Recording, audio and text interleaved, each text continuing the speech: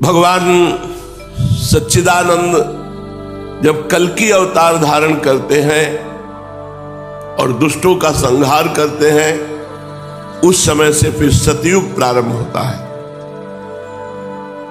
जब सब डाकुओं का संहार हो चुकेगा, तब नगर की और देश की सारी प्रजा का हृदय पवित्रता से भर जाएगा, क्योंकि भगवान कल्कि के शरीर में लगे हुए अंगराग स्पर्श पाकर अत्यंत पवित्र हुई वायु उनका स्पर्श करेगी।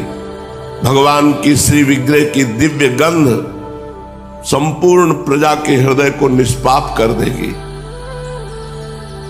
उनके पवित्र हृदयों में सत्यमूर्ति भगवान वासुदेव विराजमान होंगे और फिर उनकी संतान पहले की भांति हृष्ट पुष्ट और बलवान होने लगेगी। प्रजा के नयन मनोहारी हरि ही धर्म के रक्षक और स्वामी हैं।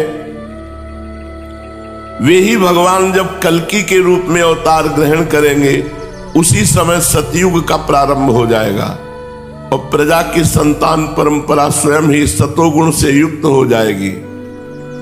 जिस समय चंद्रमा, सूर्य और बृहस्पति एक ही समय एक ही साथ पुष्य नक्षत्र के प्रथम पल में प्रवेश करते हैं, एक राशि पर आते हैं, उसी समय सतयुग का प्रारंभ होता है। परीक्षित, चंद्रवंश और सूर्यवंश में जितने राजा हो गए हैं या होंगे, उन सब का मैंने संक्षेप में वर्णन कर दिया। तुम्हारे जन्म से लेकर राजा नंद के अभिषेक तक 1115 वर्ष का समय लगेगा।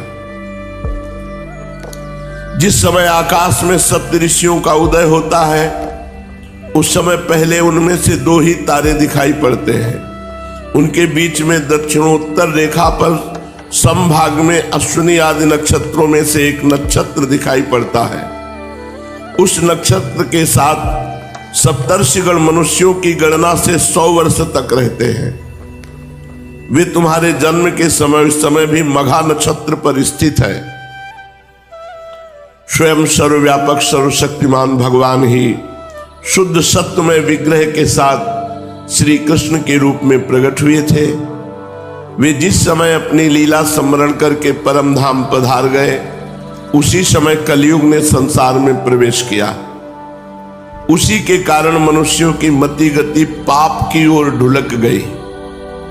जब लक्ष्मीपति भगवान श्री कृष्ण अपने चरण कमलों से इस पृथ्वी का स्पर्श करते, तब कलयुग की ताकत नहीं थी कि वो यहां प्रवेश करता।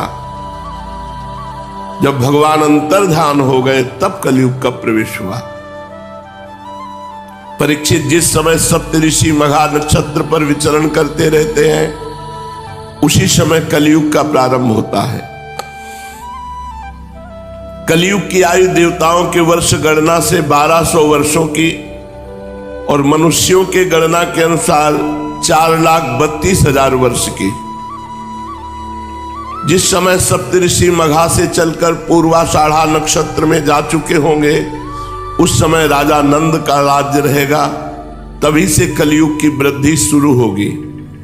पुरातत्ववेत्ता ऐतिहासिक विद्वानों का कहना है कि जिस दिन भगवान श्री कृष्ण ने अपने परम धाम को प्रयाण किया, उसी दिन उसी समय कलयुग का प्रारंभ हो गया। परीक्षित, जब देवताओं की वर्ष गणना के अनुसार 1000 वर्ष बीत चुकेंगे, तब कलयुग के अंतिम दिनों में फिर से कल्कि भगवान की कृपा से मनुष्यों के मन में सात्विकता का संचार होगा। लोग अपने वास्तविक स्वरूप को जान सकेंगे और तभी से सतयुग प्रारंभ भी होगा।